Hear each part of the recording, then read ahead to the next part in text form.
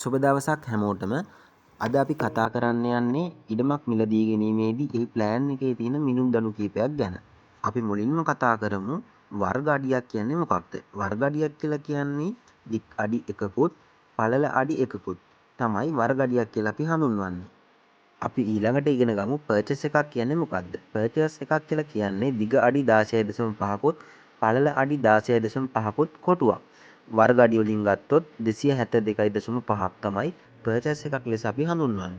අපි ඊළඟට ඉගෙන ගමු රූට් එකක් කියන්නේ මොකක්ද? රූට් එකක් කියලා කියන්නේ අක්කරයකින් 4න් එක කොටසක් තමයි මේ රූට් එකක් කියලා අපි හඳුන්වන්නේ. අපි ඊළඟට බලමු අක්කරයක් කියන්නේ කොච්චරද? අක්කරයක් කියන්නේ රූට් 4ක්. ඒ වගේම පර්චේස් වශයෙන් ගත්තොත් 160ක්.